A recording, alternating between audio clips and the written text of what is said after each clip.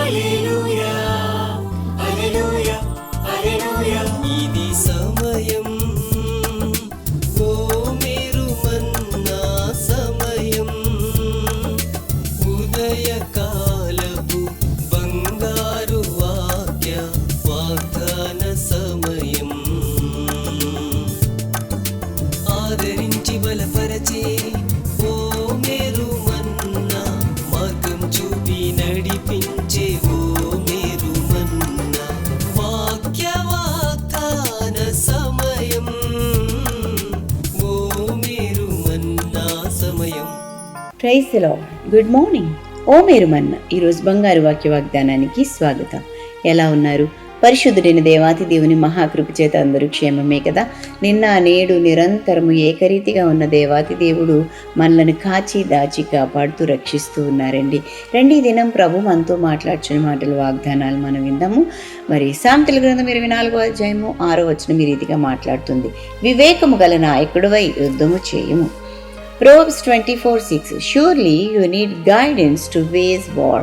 దేవునికి మహిమ కలుగుందాక. ప్రియులారా, యుద్ధంలో విజయం పొందాలంటే ఏదో మనకి శత్రువుల మీద యుద్ధం పొందడానికి కావలసినంత సైన్య సమూహం ఉంటే సరిపోదు, కానీ వివేచన కూడా మనకి ఉండాలండి.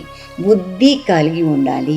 శత్రువుని ఏ రీతిగా ఎదుర్కొంటే వాడు మరి తోక ముడుచుకుని వెళ్ళిపోతాడు అని వివేచనతో పథకాలు వేయగల జ్ఞానం ఉండాలి. దానికోసం కొంతమంది ఆలోచనకర్తలు కూడా మనకి ఉండాలి అండి.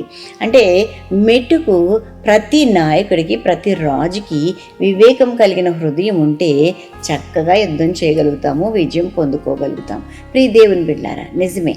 ఇది కేవలము ఏదో ఈ లోక సంబంధమైన యుద్ధాల విషయంలోనే వర్తించడం కాదండి. మన ఆత్మీయ పోరాటాల్లోనూ అలాగే శారీరక పోరాటాల్లోనూ కూడా వివేచన కలిగిన ఆత్మ మనకి కావాలి. మనం కనుక ఆలోచన చేస్తే దేవుని యొక్క వాక్యం ఎంత స్పష్టంగా మనతో మాట్లాడుతుందంటే, నువ్వు వివేకం గల నాయకుడివై యుద్ధం చేయము అని చెప్పి మనతో మాట్లాడుతూ ఉందండి. అంతేకాదండి, ఆలోచన చెప్పేవారు అనేకులు ఉండుట రక్షణకరం అని చెప్పి ఇదే వచనంలో మనకి చెప్తా ఉన్నారు. వివేకం హృదయులు ఏం చేస్తారయ్యా అంటే 21వ అధ్యాయం సామెతల గ్రంథం 22వ వచనం చూస్తే, జ్ఞాని అయిన ఒకడు పరాక్రమశాలులు పట్టణము ప్రాకారం ఎక్కును, అట్టివాడు దానికి ఆశ్రయమైన కోటను పడగొట్టును అంటా ఉన్నాడు. అంటే ముందు కోటను స్వాధీనం చేసుకోగలుగుతాడు అండి మంచి వివేచన కలిగిన వాడు. ప్రియులారా, మన యొక్క జీవితాలలో కూడా దేవుడిచ్చే వివేచన మనకి ఉంటేనండి అద్భుతమైన విజయాలు మనం పొందుకుంటాము. మంచి వివేకము, మంచి జ్ఞానము నాకు కలుగు చేయమని ప్రార్థన చేయాలి అని చెప్పి మనవి చేస్తూ ఉన్నాను. ప్రియులారా, మనం గొప్ప నాయకుడిగా ఉండాలి అండి.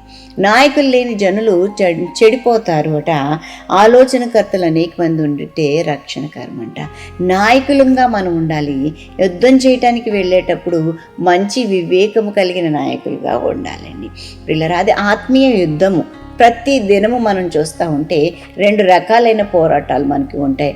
అవి ఏంటంటే, ఆత్మీయ జీవితంలో ఒక పోరాటం ఉంటుంది, ఇహ సంబంధమైన ఫిజికల్ లైఫ్లో ఒక పోరాటం ఉంటుందండి. వీటన్నిటినీ, ఈ యుద్ధాలన్నింటినీ జయించుకుంటూ వెళ్ళాలి అంటే దేవుడిచ్చే వివేచన నీకు నాకు అవసరమై ఉందండి.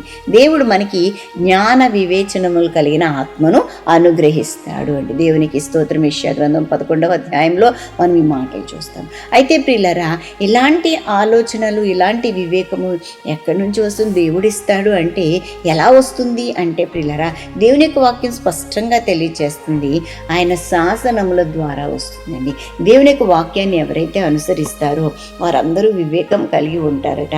111వ కీర్తన 10వ వచనం చూస్తే, శాసనములను అనుసరించి వారందరూ మంచి వివేకము గలవారు అని వాక్యము రాయబడి ఉందండి. ఎవరైతే దేవుని యొక్క వాక్యాన్ని చక్కగా అనుసరించి నడుచుకుంటారో, చదివిన దాని ప్రకారంగా నడుచుకుంటారో వాళ్ళు మంచి వివేచన దేవుడు వారికి కలుగ చేస్తాడండి. ఏది ఎప్పుడు ఎలా చేయాలి, ఎవరితో ఎప్పుడు ఎట్లా మాట్లాడాలనే వివేచన ప్రభు మనకి అనుగ్రహిస్తారని చెప్పి దేవుని యొక్క వాక్యాన్ని బట్టి తెలియజేస్తున్నాను. కాబట్టి నువ్వు వివేకవంతుడుగా, జ్ఞానం కలిగిన వాడివిగా ఉండాలి అంటే, అటువంటి డిజైనింగ్ స్పిరిట్ లేకపోతే టైమ్లీ ఆలోచనలు నీకు కావాలి అంటే నీ నా ప్రభు దగ్గరికి మనము రావాలి, ఆయన వాక్కు దగ్గరికి మనం రావాలి అండి. 119వ కీర్తన 104వ వచనంలో కూడా మనం చూస్తే, నీ ఉపదేశము వలన నాకు వివేకము కలుగును అన్నమాట రాయబడి ఉంది. ప్రియ దేవుని బిడ్డలారా, నీ ఉపదేశం వల్ల నాకు వివేకము కలిగెను. ప్రియులరా, మరి నిజమే కదా, దేవుని యొక్క ఉపదేశం మనం వింటా ఉంటే ఈ లోకంలోనూ ఆత్మీయంగా శారీరకంగా మనం ఎలాగా విజయాలు పొందుకోవాలో, మనకు వచ్చే పోరాటాల్లో యుద్ధాల్లో ఎలా వివేకం కలిగి ప్రవర్తించాలో, ఎలా ఈ లోకపు మరి యుద్ధాలను జయించగలగాలో అట్టి జ్ఞానం ప్రభు మనకి, వివేచనను ప్రభు మనకి అనుగ్రహిస్తాడు. కాబట్టి చాలామంది ఇలాంటి జ్ఞానం వివేచన లేకుండానే ఉండడం వలన ప్రియులారా అనేకమైన ఆధిక్యతలు కోల్పోతూ ఉంటారు.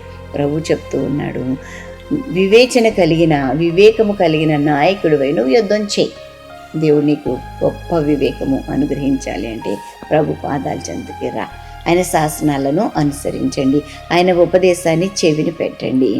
అన్ని విషయాల్లో కూడా గొప్ప విజయం పొందుకొని సరి అయిన ఆలోచనతో ముందుకు నడిచే జ్ఞానాన్ని ప్రభు మనకి అనుగ్రహిస్తాడు. అలాంటి వివేచనతో ప్రభువు మనలను, మన కుటుంబాలను, మన బిడ్డలను నడిపించి ఆశీర్వదించునుగాక. ఆమేన్. ప్రియ దేవుని బిడ్డారా, ఇది నా బర్త్డేస్, వెడ్డింగ్ యానివర్సరీస్ జరిపించుకుంటున్న వారికి శుభాలు తెలియజేస్తున్నాను. ఈ నూతన వస్త్రంలో నూతనమైన దీవెనలు ప్రభు మీకు ప్రసాదించునుగాక. మీ కొరకు ఒక వాగ్దానాన్ని జ్ఞాపకం చేస్తాను. హెబ్రీయులకు రాసిన పత్రిక 10వ అధ్యాయము 35వ వచనము, నీ ధైర్యమును విడిచిపెట్టకుడి, దానికి ప్రతిఫలంగా గొప్ప బహుమానము కలుగును. దేవునికి మహిమ కలుగును. గొప్ప బహుమానం. మీ ధైర్యాన్ని విడిచిపెట్టొద్దు. ఎలాంటి పరిస్థితులు అయినప్పటికీ కూడా ప్రభు మీతో ఉన్నాడు. దేవునికి మహిమ కలుగునుగాక. నూతన సంవత్సరంలో నూతనమైన విజయాలు పొందుకుంటూ మీ జీవితాన్ని ముందుకు నడిపించుకోనండి. దేవుడు మిమ్మల్ని ఆశీర్వదించునుగాక. ప్రార్థన చేస్తాను, నాతో ఏకీభవించండి. ప్రభువానికి వందనాలు చెల్లిస్తున్నాను. మహిమ గల దేవుడిగా మా బిడ్డలను దర్శించి దీవించండి నాయన. అవును ప్రభా, నాయన వివేకము కలిగిన నాయకుడుగా నీవు యుద్ధం చేయమని చెప్పి ఈరోజు మాతో మాట్లాడుతూ ఉన్నారు ప్రభా. అవును తండ్రి, మరి మాకు వివేకం ఎక్కడి నుంచి వస్తుందయ్యా? నాయన మీ సన్నిధిలో నుంచే మేము పొందుకోగలుగుతాం. బయట లోపట ఎన్నెన్నో పోరాటాలు, యుద్ధాలు ప్రభా, వీటన్నిటినీ జయించడానికి కావాల్సిన వివేచన కలిగిన ఆత్మను మాకు అనుగ్రహించమని వేడుకుంటున్నాను ప్రభా. ఎలాగూ పొందుకుంటామో నీ వాక్యం ద్వారా మరి మీరు స్పష్టంగా మాట్లాడుతున్నారు ప్రభా. నీ వాక్కును అనుసరించి నడుచుకోవడానికి ప్రభా, నైనా నిన్ను ప్రేమిస్తూ నీలో ముందుకు సాగడానికి సహాయం చేయండి. ఈ దిన దీవెనలన్నీ అనుగ్రహించండి. ప్రయాణాల్లో, పనుల్లో, ఉద్యోగ ధర్మాలు నిర్వర్తించట్లో మీ సన్నిధి తోడుగా ఉంచండి. ఇంకా ఎవరైనా ఇదే నన్ను బట్టి చీకులో, చింతలో, వ్యాధులు, కష్టాలు, ఇరుకులు, ఇబ్బందులు ఉంటే విడిపించి రక్షించండి ప్రభా. నీకు వందనాలు చెల్లిస్తున్నాను నాయన. ప్రార్థన సహాయం కోర్చిన ప్రతి ఒక్క సహోదరుని, చిన్న బిడ్డలను ప్రభు, ఎవరి బిడ్డలను జ్ఞాపకం చేసుకుంటున్నాను తండ్రి.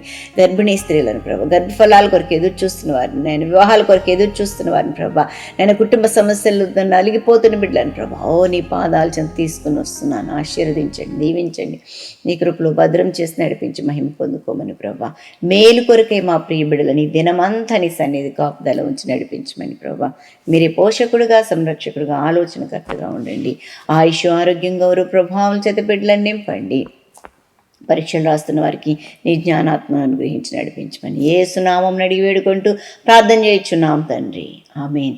మన తండ్రి అయిన దేవుని ప్రేమ, కుమారుడైన యేసుక్రీస్తు కృప, పరిశుద్ధాత్మ దేవదేవుని అన్యోన్య సహవాసము బిడ్డలెల్లరికూ సదా తోడై ఉండునుగాక. Amen, amen, amen. Have a wonderful day. God bless you all.